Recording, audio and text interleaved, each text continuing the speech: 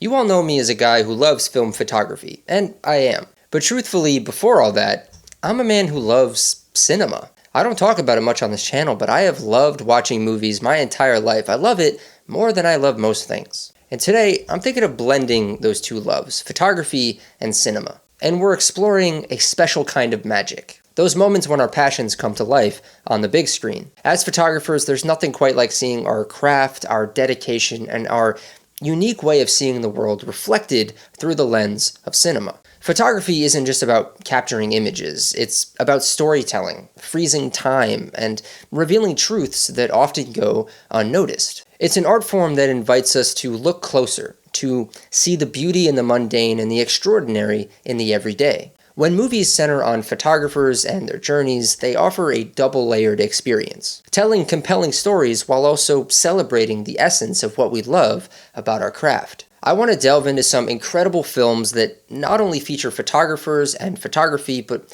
also capture the very heart of what it means to be behind a camera. And frankly, I want to just talk about some cool-ass movies that I think you'll enjoy and may have flown under your radar. This will be part of a new series that I'm kind of testing out, so if your favorite movie didn't make the cut in this one, don't stress, there will be more. I'll discuss 5 films in this video, and these films are not ranked or in any particular order, so without further ado, let's get started with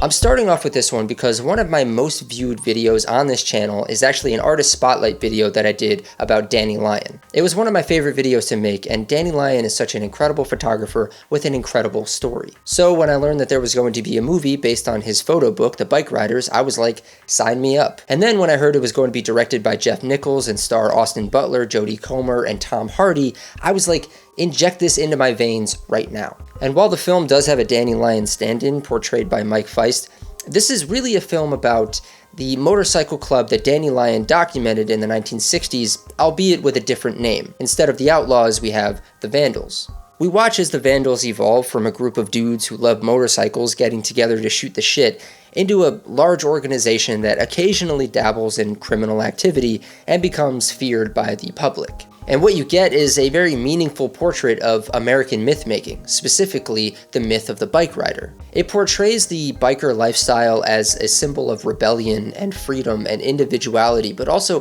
deconstructs these myths by showing the darker, more complex realities behind the glamorous facade. And that's what Danny Lyon got across in his book, this interesting juxtaposition. You would see these beautiful photographs of guys playing pool, riding motorcycles, posing with their families, and that would be juxtaposed with the interviews that depicted the underground, often violent nature of their illegal activities. The film is beautifully shot, even using some of the photos from the photo book as inspiration for some of the cinematography, and they recreated some of the iconic images in the book. I would recommend this film to anyone, not just photographers. It's one of my favorite films of 2024 so far, and you should absolutely check out both Danny Lyon's book and the film The Bikeriders. Up next, we're talking about a film called Delirious from 2006.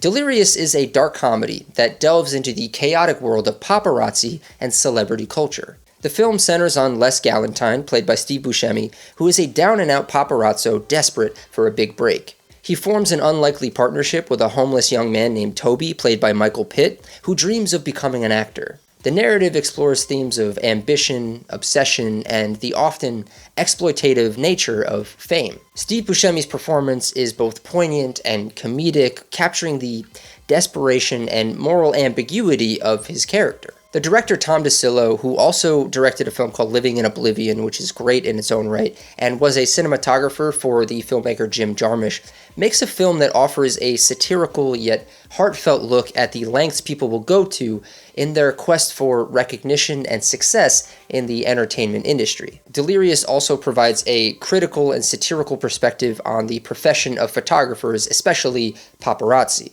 The film portrays paparazzi as individuals who often blur ethical boundaries in their relentless pursuit of celebrity photographs. Steve Buscemi's character showcases how the quest for the perfect shot can lead to invasive or unscrupulous behavior. I think of this all the time when I'm out and about shooting, that concept of the perfect shot, that that photo that will change my life, the shot heard round the world. It's always in our best interest to watch films with characters who stoop so low for their fortune and ask themselves, was it worth it? Definitely check this out. It's incredibly underrated in my opinion. Steve Buscemi plays the perfect seedy, slimy, fast-talking, self-important paparazzi photographer, but plays him with the perfect amount of humanity for us to understand where he's coming from and empathize with him. It also speaks to the idea of your living being predicated on taking photographs. Because when you do that, it imbues your work with something more inherently cold when it isn't for the purpose of making art. Even though Steve Buscemi's character perceives what he is doing as a certain kind of art form. Truly a hidden gem of a movie, and I definitely recommend Delirious.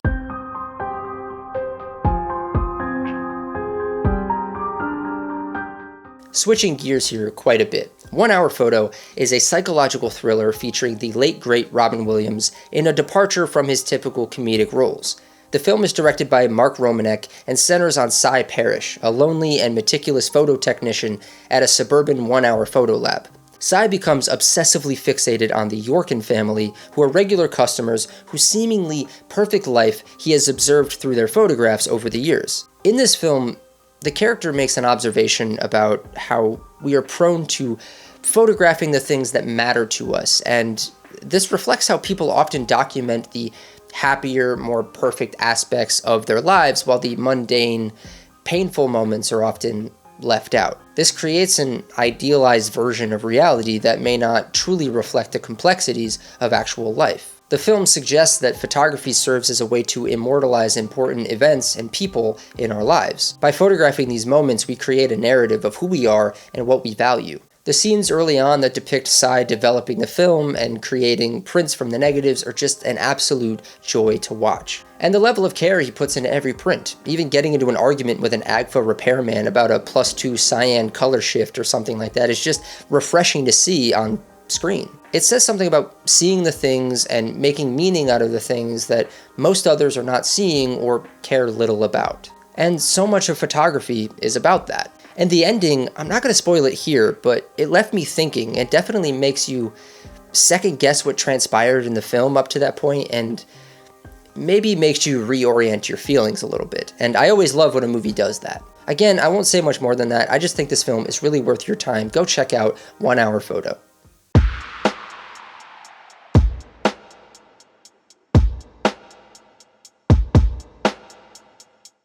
Okay, so I considered not including this on the list because, truth be told, I wasn't as big of a fan of the film as I hoped I would be. But as an amateur film historian and lover of all things cinema, this is a film that is cited by some of my favorite filmmakers as being one of their favorite films. Blow Up, directed by Michelangelo Antonioni, is a 1966 film that serves as a landmark in both the mystery and art house cinema genres.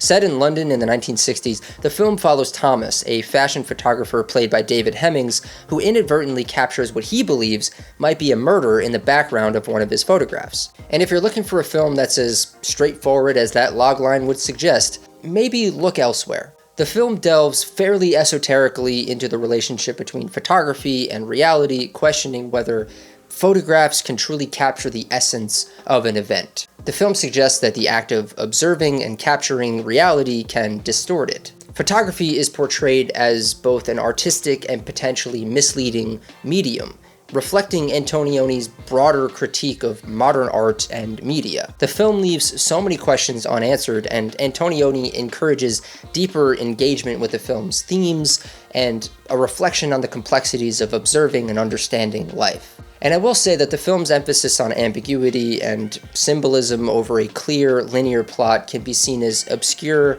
and difficult to follow, and certainly left me confused and disengaged at times. But just as with certain photographers from history, I may not always connect on an emotional level or understand what they're trying to say artistically, but that doesn't impact my appreciation for their input into this big ol' thing that we call art. So check out Blow Up and form your own opinion, but I have to say, if you're looking for a more engaging and straightforward but viscerally exciting film, do please check out Brian De Palma's Blow Out. Blow Out was inspired by Blow Up, but instead of a photographer spotting a murder, it's about an audio engineer who records the audio of a murder and then has to go on to prove it. This film truly did blow me away, and you all should watch it, and there are some photography elements in there, so it's a bit of a double whammy. I believe it's also one of Quentin Tarantino's favorite movies of all time, so if that has any bearing on your decision to watch it, then take that into consideration. So yeah, check out Blow Up and Blow Out.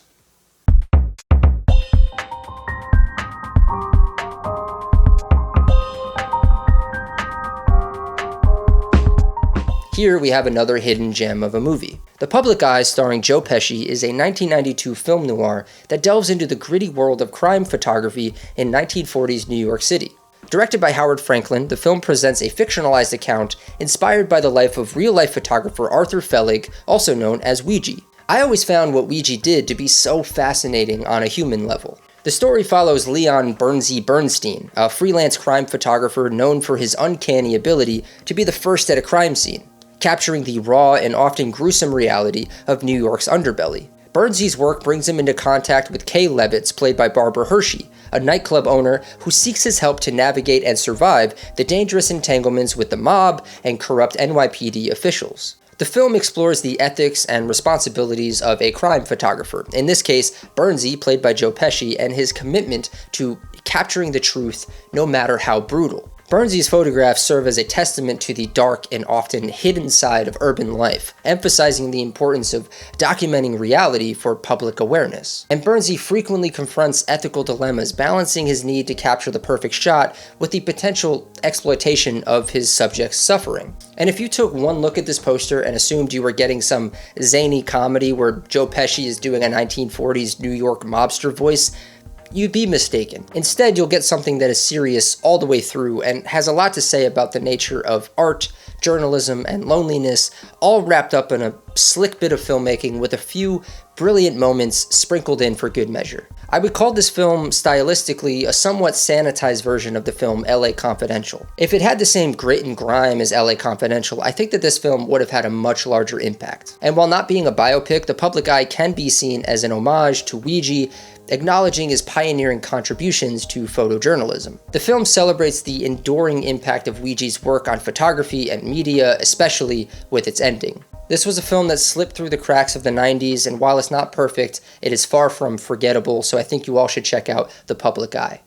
I'm going to throw a freebie in here, and I'm not going to talk about it too much. The film is called Uncropped, and I would like to throw in a documentary into all of these videos that I make in this series. Uncropped is a documentary that explores the life and work of James Hamilton, a photographer renowned for his contributions to The Village Voice and other influential publications in New York City. The film delves into Hamilton's career, his unique photographic style, and the cultural impact of his work during a transformative period in New York City's history. I won't talk about it too much here because I actually made a whole video about Uncropped and James Hamilton already on this channel. You could watch it right now and hear all of my thoughts on it for 11 minutes and 28 seconds. And that's going to do it for part 1 in this series that I'm going to be doing periodically. Let me know what your thoughts are on the films that I mentioned in this video, and please be sure to throw some suggestions in the comments for films that I should watch that feature photography or something photography related. And again, if I didn't get to your favorite film in this video, it'll probably show up in another one. So if you're like, why didn't he mention Rear Window or, I don't know, Pecker? Don't worry, it's coming. Be sure to hit the subscribe button, hit the bell to be notified when new videos come out. You can become a member by finding that join button, help support the channel that way. You can help support me by buying my book. That's right, I wrote a book. You could buy it right now on Amazon. The link will be in the description. And that'll do it from me. Go to the movies. I'll see you all next time.